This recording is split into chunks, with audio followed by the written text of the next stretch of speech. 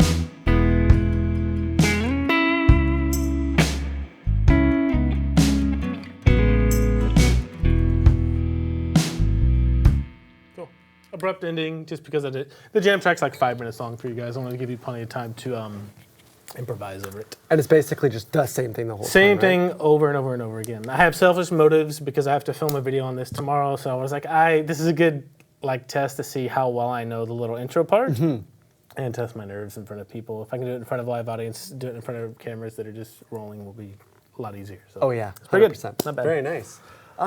Okay, so let's go right into a question here that's in chat. Close out of this. This one's from David L. So since, everyone's saying yay sound, which is good. Oh, good. Yeah. So we're good. Since I have a new Strat, David L. has a new Strat. I didn't know that. How about a tip on when to use and the proper use of the whammy bar? That's like saying, I don't know. That's super subjective, man. Dive bombs and dive bombs only? Like, I like using it as like a chorus effect. I'll just go through some of the ways that I use it, and Andrew can as well. Because I don't use chorus a lot, but there are some times that I want that effect, but it's just detuning, man. That's all some choruses do, right? It's just gonna add some body to your Is yours floating? Sound. Yeah. Okay, so as you're doing that, it's actually coming up a bit too. Up and down, yeah. So it's going like if here's your pitch, it's going like this. Yeah. Because a lot of whammy bars will be, Fender specifically, whammy bars will be set up where they go down only. That's the way Chelsea has her setup, is completely locked back. It's a lot easier to use, actually, or it's a lot more stable. Yeah, way more stable. Let me think. I don't know, there's just a different sound. Check the difference between this. The difference between that and this. Big time. It can be, and you have to be really either subtle with it. But it's different because like it depends on how you have your tremolo arm, vibrato arm set up. When you do this, you can only go up with your vibrato. When you do this, you can go down and up, or just down. So it's just a completely different vibrato. It's easier for me to do slow vibrato or like super wide, which is obnoxious. Jeff Beck does a lot of that, and he does a really good job of it. I always sound super cheesy when I do it.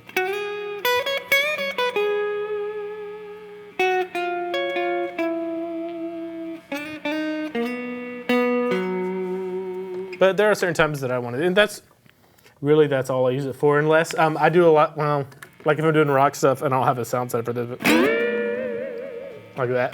But it has a totally different effect when there's distortion on it. So. Yeah.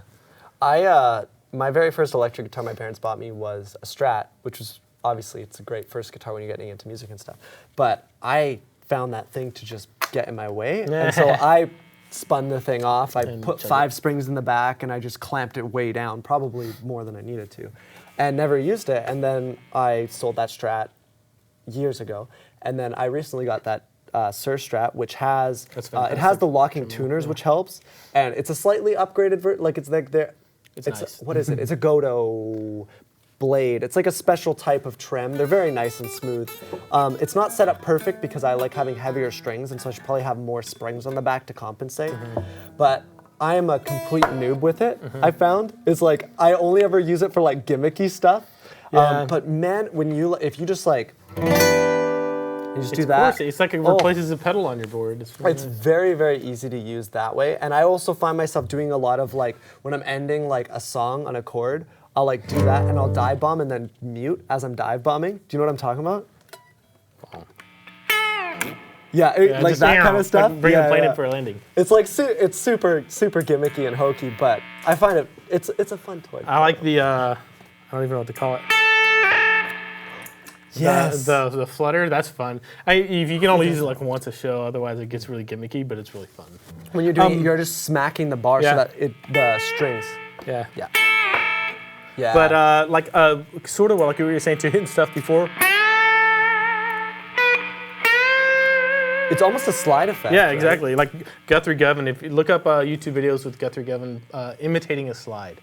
Does he do it with the trem? He does it with tremolo, and it sounds, if you close your eyes, you would be fooled, I guarantee you. That's really cool. I've seen people do it with like bend techniques to imitate sliding. Yeah, that's even more intense, But that, I mean, you can definitely mimic it. Take some practice though, I would think. You have to do it a lot.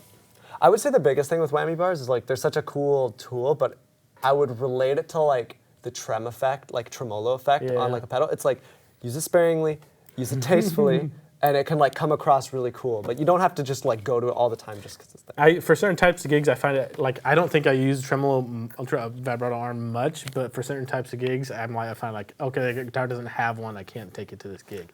Right. So man, it's always nice to have one. I played on a telly for so long that I just like got used to just not even. I did that a lot. Yeah. That didn't make sense. Yeah. What else was I gonna say about this? I can't remember. I'll say it later if I remember it. Okay. Well, there's no questions in here right now, so if you want to jump into the... I was going to talk about pentatonic string pairs. Only, obviously, pairs as the name applies to. A lot of people think about pentatonics this way. They may get a little bit less of a country sound just because it's a little... Right? They know this pentatonic tail shape, they know the next one. Then the next one. And the next one, and then they're back where they started. But then the people complain about getting trapped in this box of, okay, if I'm right here, the only thing I know to do is go up to the next one somehow, get up there. So they still find themselves thinking about those particular 5 shapes. Now, one thing that a lot of players don't recognize, and I didn't recognize this until I came across a guy named John Finn and bought one of his books. He said, just like there are 5 shapes like this for pentatonic scales, there are 5 shapes like this for pentatonic scales. Actually, there are only 4, but one of them repeats, which makes it even easier. It's great, so there are only 4. So they're very geometrical, and just for guitar players, we love shapes, so that helps a lot. It's just one thing to really be really easy to think about for us as far as wrapping our head around the normal way we do things on guitar. So all you have to do is think about 4, like, unique shapes. This is the first one, it's symmetrical, so it's just like, just skipping a fret in between each one, right? And remember the key of G. Which is essentially the... Yeah, it's just the top 4 notes, or the top 2 strings of that shape. But don't think about it, just think about it as these 2 notes, with the root being here, okay? The next shape is one of the asymmetrical shapes.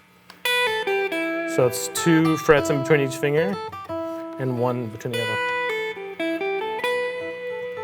Yeah. So, and they're always, and I'm going through these in order, and they're always adjacent to each other no matter what key you're in. So you're never going to find a different shape next to this shape. Here. Right. It's always the same, yeah. Right, so I don't even have to think about what came in. There's a G right there. So that's the root note location for this shape. Okay. The next one is the second asymmetrical shape, which the 2 asymmetrical shapes are always right next to each other. Yeah. And it's the inverse of it. It's 1 finger or 1 fret in between, and then on the next one it's 2 frets in between.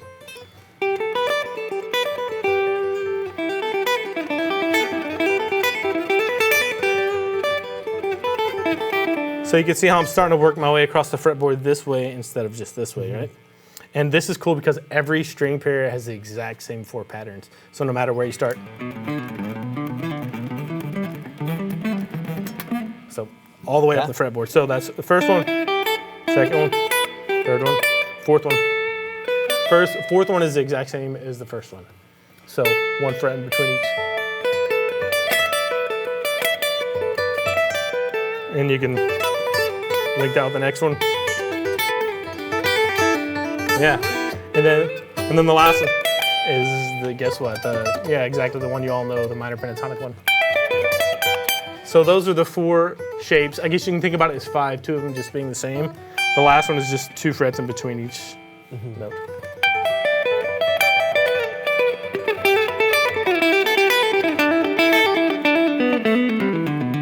So if I start on this one, the first would be the second asymmetrical one. Okay. The next one up. Hit that real quick. Sorry about that, guys. Next one up. So I'm not even thinking about notes per se. I'm just thinking about shapes up this way on the fretboard. And this is a lot. This is like applying the the 3-note per string 7 scale patterns we had. Yeah. It's the same thing only with pentatonic scales. Just pulling the notes out. Pulling the notes out, and that's what you end up with. You end up with like 4 very simple patterns. 5 if you want to count. 4. I mean, my ears just cut out.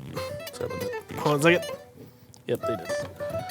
1, 2, 3, 4, 5. So 5 patterns, 2 of them being the same, so you really don't have to think about them as much. The root notes just change for those 2 that are same where the root notes are. So that's one thing I would encourage you to do is start, if you've been practicing your pentatonic scales and you're a little bit bored with them, or you feel like you're locked in, start doing it this way. And what will happen,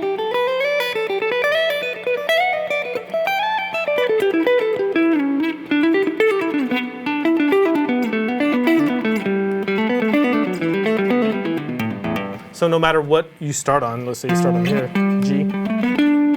If you know which one is next. Right. And then if you learn where your root notes are, you're in a whole new world. A whole new world.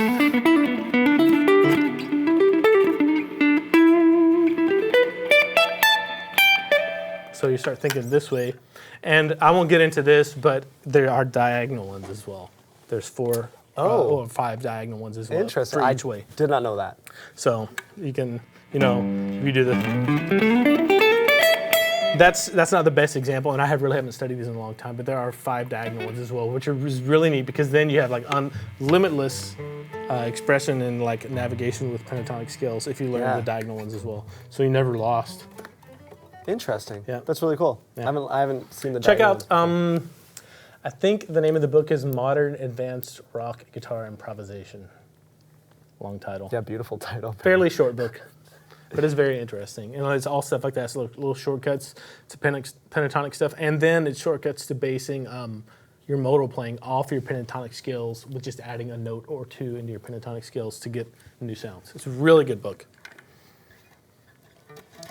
Still no questions in here, so I guess we could continue to talk about the same thing.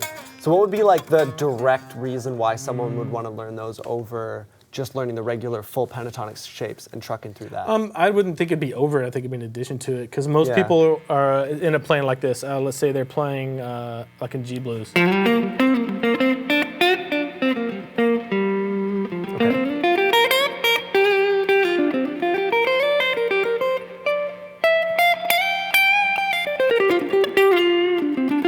Like, I'm not even really thinking about the 5 pentatonic shapes at that point. I'm thinking about, okay, what pattern is next that's adjacent to the one this way or this way that I'm playing, right? So it's just something, one way to kind of help yourself break out of being like, what do I do now? Oh, crap, what's next? So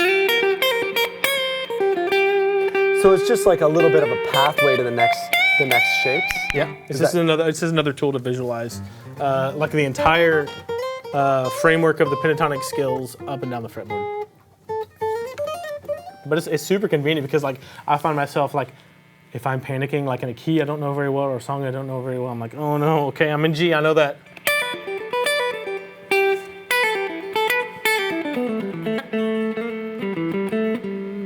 And that can at least get me to where I want to be and not be locked into like this one pentatonic scale shape or something. And if you can change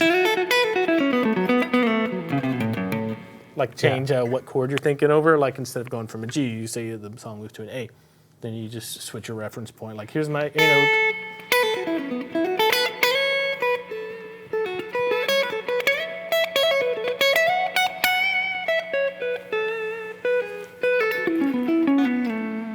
So there's another A note.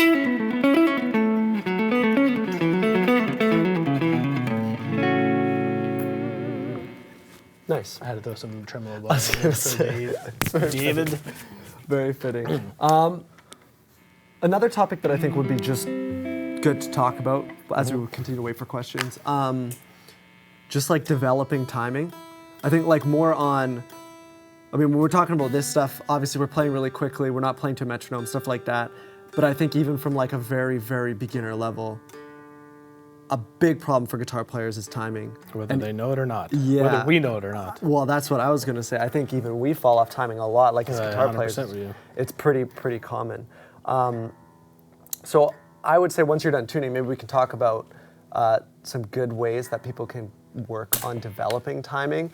Maybe starting at that beginner spot and then working their way up to like if you're a more advanced player that needs to work on developing timing, like what type of stuff would you do? Mm-hmm. I mean, now I assume you're going to say, let's get the metronome out. That's what I just did. I'm going to put it at 70 beats per minute because that's a good like baseline, I think. Okay.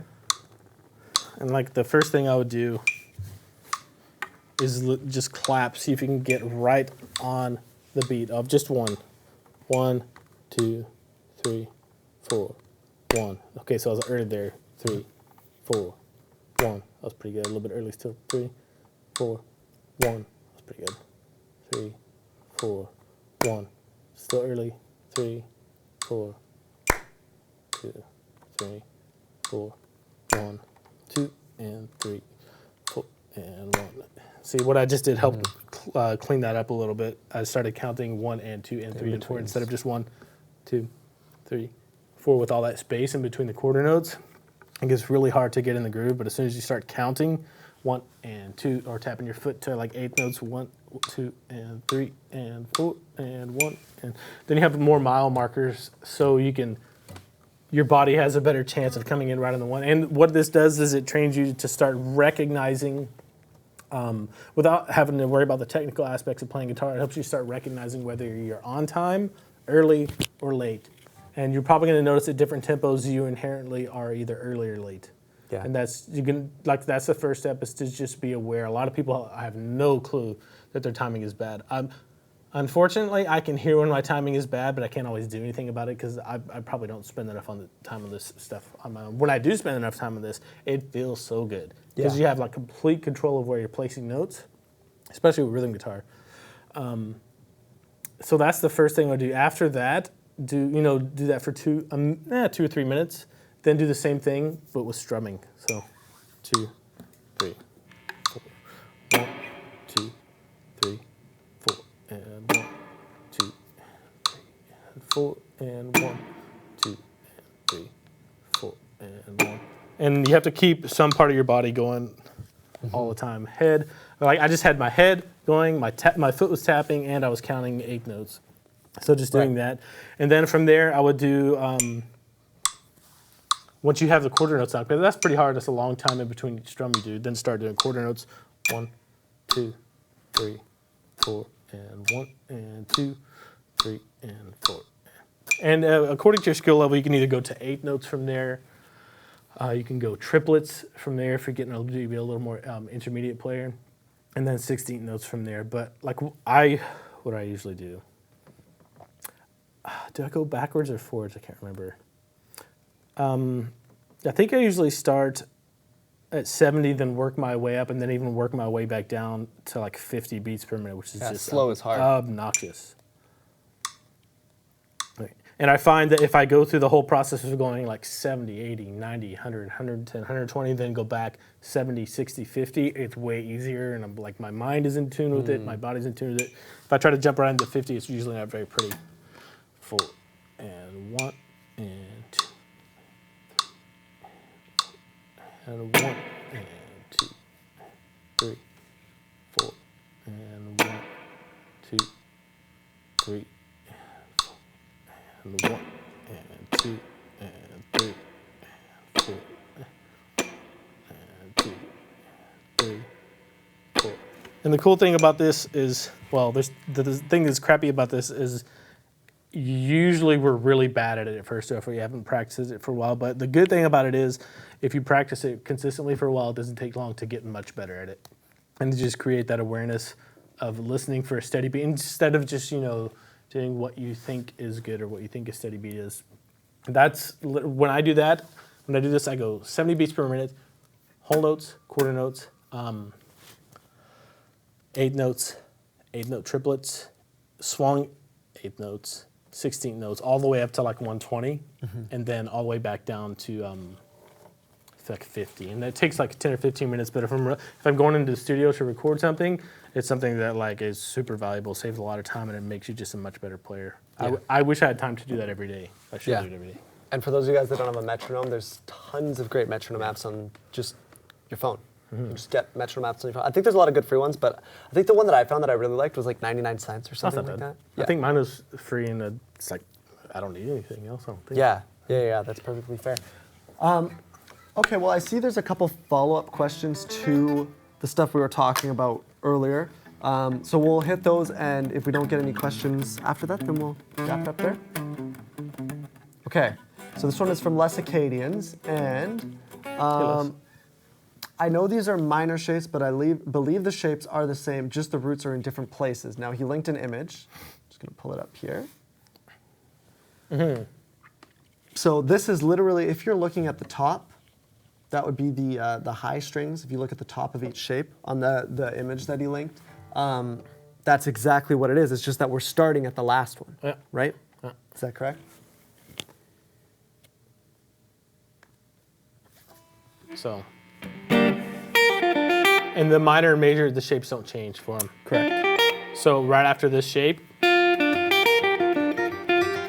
next one is this one. And that would be the start before. Huh? That would be the start before. So we were starting here for the minor one. Yeah. But this here is where we started before. That's your like major reference. And they're always the same. They're always adjacent to each other. Just like your modal scales, like if you're in C major.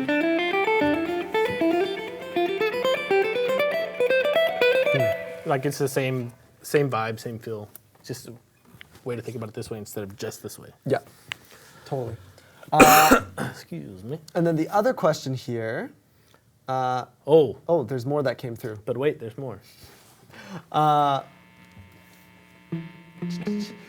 David L says, I'm not quite getting this idea. I understand that there are that you are playing the bottom 2 strings of each pentatonic. Right. So essentially, that's literally all it is. But it's a way to connect. Well, It depends on how you decide you want to look at it, but it's a great way to connect all the pentatonic shapes. Can you, that link, that image you had up, can you put the link in the chat? He did put it in the chat above. Oh, that one? Yeah, this one So, got put in the so chat. David, if you can go to that image link that Who Is It Les put up, Yeah. and look at the very bottom, and can you pull that up for me, Andrew? And just look at the top B and E strings, and you're going to see all 5 shapes going this way on string pairs. And those are in those shapes, those 5 shapes are all over all the other string pairs, like these 2, these 2, these 2, these 2, and these 2. But it's the point of reference is going to be different because the root notes are different on each string. Yes. But it's just another way it's a way to navigate the fretboard pentatonics this way instead of this way. And one thing I should mention, when you have the G and B strings, everything's going to be skewed by 1 fret because of the tuning. So instead of playing like this, right? Instead of playing, no. Not quite. It's the same shapes, you just have to adjust your perspective. You do have to make that adjustment, yeah. But like as soon as you know what, I'll post a link to the book in the forum, David, of the exact book that I'm talking about, because this is broken down extremely well there. This is I've talked about this before, but this is the way that I learned to navigate the fretboard. Was I've talked about before, slightly different, not pentatonic string pairs, but the modal or just major scale or minor scale string pair shapes. Like that on the high B and E string, that's the way that I learned to navigate the entire fretboard without caged and without the 3-note per string method. So it's very handy, very handy. Pretty easy to comprehend too.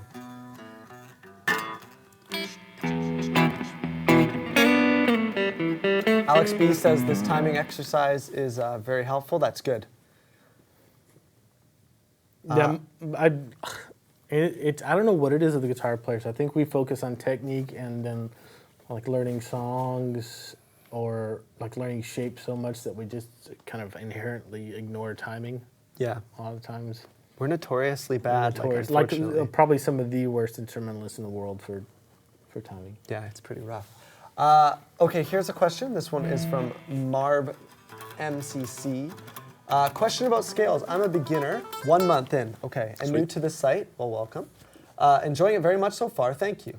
Nate's videos are very clear and easy to follow. I was planning on going through each major key, starting with the circle of fifths, C, G, D, A, etc., and learning the scale patterns using the first 4 frets to correspond to fingers 1 through 4, just to help me start learning positions, notes, etc. First, do you think this is a good approach? And second, are there any other ideas on how to start with scales? Scales. Taking on, just be sure that you don't take on too much at once. Like if you're doing the key of C one day, especially if you're new, don't jump to the key of G the next day. Maybe take 1 key per week, or even longer than 1 key every 2 weeks, because it's going to take some time to absorb them and get them committed to memory and get the notes on the fretboard memorized. Like you need to know that this is a C. You need to know that this is a C. There's a C. There's a C. There's a C. You know, there's a C. And there's a C. And that can be a lot to do. Just that can be a lot to do on its own. So don't take it too fast. As far as scales, man, start with your minor pentatonics. I know it's cliche and overused, but it's stereotypes for a reason, right? True. Just because there's so much in this scale shape.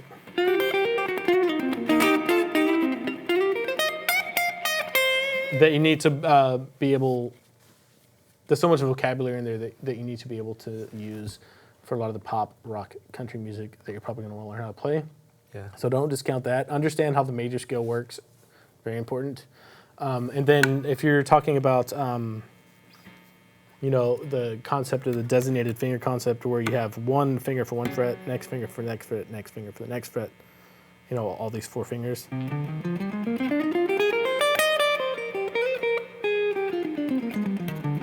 Something like that.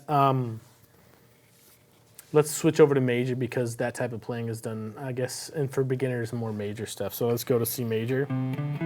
Now, he's talking specifically on learning those scales on those 4 frets only. On these 4 frets. Okay, yeah. So what do you say, 1st through 4th? It would be 1st through 4th frets, and it would be the C major scale, the G major scale, the D major scale, and the A major scale. Oh, okay, cool. Well, that's good then. I thought you were like just gonna keep going every day through the cycle of 4ths or 5ths. Yeah.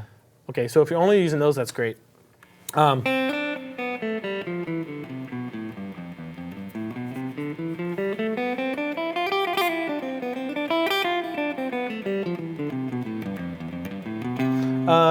One thing to not get kind of locked into the world of just going up and down a scale is number one, like you're gonna learn your pentatonics.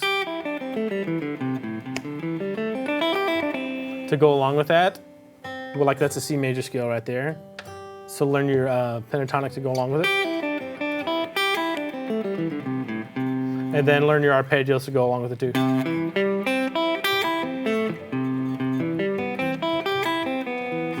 I just did a C major 7 arpeggio right there, but you can do just a regular. And start learning the notes that you're playing too. So if you know that this is a C, that's great. This is a C. Here's an E, here's an E, here's a G, there's a G right there. You're gonna know automatically, instead of just knowing one scale shape, you're gonna know where the important notes are for playing over a C major. Do you think that's important for someone who's in their first month of playing though? It depends. Because I would argue that there's probably better things to spend time I on. think you should, if you don't know your open chords, I think you should do that first. Yeah. And then when you're getting into scales, I would just say, just don't be afraid to take it super slow. Like if just one scale and learning the notes of that C scale and just focusing on that. But if you don't know your, like if you can't play an open C, you're gonna have a really, what was They that? can't play an open C. They just got Lord of the Rings in here. Yeah, totally. Yeah. Anyway, if you can't play an open C, you're gonna have a hard time. But if you can play an open C and you can play your open C major scale, maybe start trying to visualize where that C is in those notes. Yeah. Right. Yeah. You're gonna need to spend some time on technique too. Maybe instead of just isolating a technique or something with an exercise that you're not going to use, maybe just limit it to like the high E string. If you're working on your picking or like hammer-ons and pull-offs.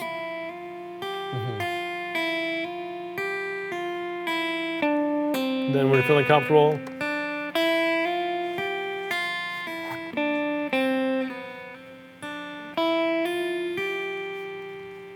but like you're gonna have to isolate some technique a little bit first, just to be able to get through the scale. Otherwise, it's gonna be frustrating. You have to work on your aim with your picking hand.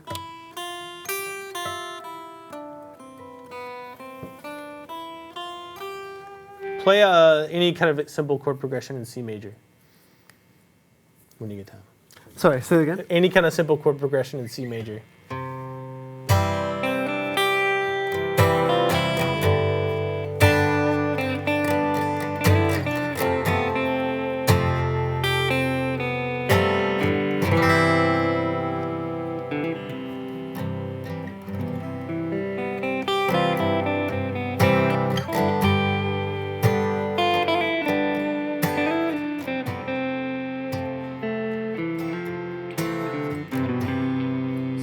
Just picking out melodies too, instead of just going up and down a scale like that.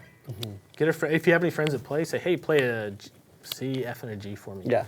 And just noodle around with it and see how you can start making music with the scales too, instead of just playing through them. Yeah, that's good advice. Like that. Got a question here this is from Lawyer X22. Hey, Nate and Andrew, what do you think of the mono price tube amps? They're about a third the price of Fender tube amps, and I'm thinking of trying one out. We're gonna have to look those up. I've never heard of them. I have never heard of them. You said them mono before. price, and it made me think of like mono cases, and that's the opposite. Those cases are incredibly expensive. These look like, let's see what this is here.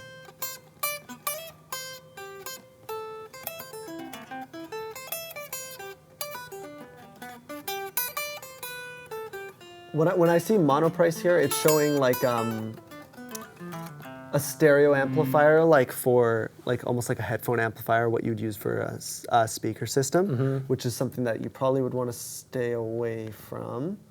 Let's see though. It looks like it's just. Oh, I have seen some of those. I've seen those before. Yeah, these are not. I've never guitar played with amps. them. I don't know. 2 amp systems. Man, the best advice I have for you on that is to get on YouTube and find out what people are actually saying about them. Find out if they're getting any money from the company to do the review. If they are, maybe find some that aren't being paid. Cannot play guitar through the ones I'm looking at. You can't play guitar through. Maybe you could send us a link to the one you're thinking about purchasing. That would be a good idea. Yeah, amplifier is a term that's used in like a bunch of different things. And I think like there's like the audiophile kind of thing where amplifiers are used, and they're very different from what a guitar amplifier is. Now there was this old reel-to-reel film thing, back in the day. It was in the 40s or 50s, and there was a tube amplifier in it. And I've heard of a lot of guitar players actually use that amplifier to play guitar through because it just sounds good. Interesting. That's very interesting. I've never heard of that. Tim Pierce, I think. That would has make one sense like if you'd on be his. into that. Yeah. If you can send us a link or post in the forums or something about it, we can take a look at it and make sure. There are for sure cheaper alternatives to Fender amps for tube amps. So if you're looking for something specific, but I would say make sure get yourself a budget, get yourself like what you want to go after, because sometimes people will buy tube amps that are way too big for what they need. That's like a really big problem. Yeah. 15-watt tube amp is crazy loud even for at home. So just make sure you know what you're getting yourself into. Don't be afraid, unless you're afraid of strangers. Don't be afraid to go on Craigslist. You can get Fender amps, or whatever brand you want, 2 amps for typically really good deals. If a new amplifier is $500, you can usually get them for like $250 or something like that. Oh, these ones. Randy found it. Oh, awesome. It's these ones Thanks, here. Randy.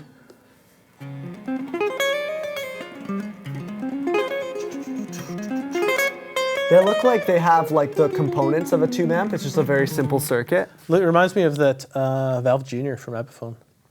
I bet you it's right on par with something like that. Check out, if for the money, check out a Valve Junior from Epiphone as well. Yeah. And those are like more tried and tested as far as what I know about them, and they look very similar. So maybe check both of those out. Check out some reviews online, some videos. Mm-hmm. And there's another application for that thing. Oh, wrong key, sorry. So those types of double stop licks when you shift on, all I'm doing is thinking about them. And you're just doing like the ends of each shape as you slide up? Yeah. It's all right. There you go. Okay, well, we have one last question about that. It's just from David L. So it looks like I won't be catching a root note in every shape. That is correct. Let's see.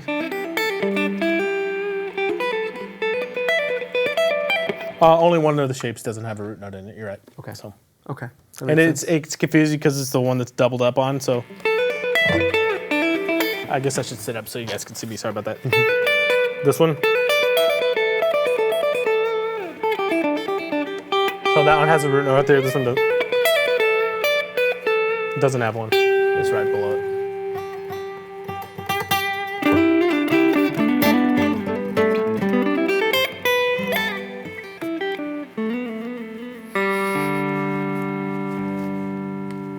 Okay. Well, that is it for questions. So I think we can wrap it up. Dave, everybody's gonna be like, Dave, why did you have to ask that question? The whammy bar. So do you call it a trem or do you call it a vibrato? I don't call it vibrato. I call it tremolo. Trem. I do too.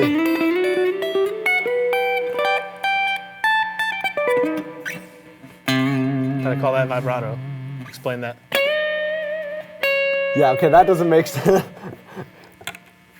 is Tremolo what it is. is the dips in volume, and vibrato is the dips in pitch. That would be a tremolo, yeah. Anyways. Guitar semantics. Yeah, exactly. Should we play something out? Yeah. Do you have any ideas? No, I'm dry. Okay, I'll play some stuff, and you play over it, and Then I'll play some stuff, and you play over it. No, just you'll play over this one. Okay. And we're gonna like do this as if you're writing a guitar part to a song instead of just improvising. Okay. Should try. And see what just Okay. see. Something different. This is not gonna go as well as I would like. You can Let's still go. improvise, but just let's see what happens. All right. I'm gonna listen to the whole thing then once.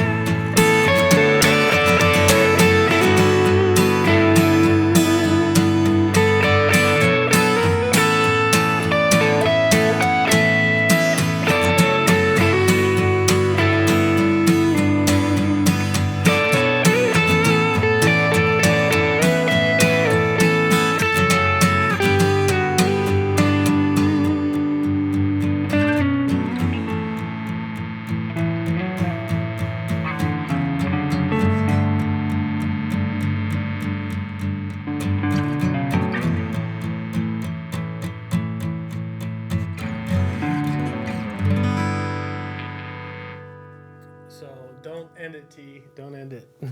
So, like, when I'm thinking about parts like that, I'm not trying to, like, say something or, like, get what I have my philosophy at. I'm like, okay, what part is a good little hook? That's not the best, like, the best thing in the world, but it was. That was hook. good. I've heard worse hooks than that on the radio on the way to work. That was exactly what I hope you do. Yeah. I was scared you would crash and burn because it happens to the best of us. It happens. But that was like exactly what you would want to do in that situation. Yeah, because like there's somebody singing over that. You don't want to detract from that. You know. No, like exactly. maybe even do the, was it?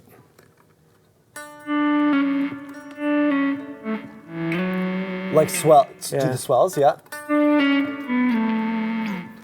And it's one of those things like you're not trying to show off. Yeah. You're just serving like what chord progression was there. So you're saying we're trying to show off all the rest of the time. Well, That's what guitar players do. We're like going like. We're trying to show that we know what we're doing. That's right. Anyway, so that's a fun experiment. That's a good exercise too. I thought I'd put you on the spot. I thought it would be it's kind good. of fun. Yeah. Next time you can get me to do the same thing. No, I think you'd do really good at that because like a lot of your music that you do with your band has like rhythmical guitar hooks. Yeah, we try to do hook stuff more. Yeah. It's a good challenge, man. It's a good challenge. Okay, well, with that, thank you guys for coming. We'll see you guys next week. I won't see you next week. Yeah, Andrew's on vacation. I'm T on vacation. will be here with me, and Ross will be running the spaceship. Yeah, it should be a fun week. So have fun without me. We'll see you guys next time.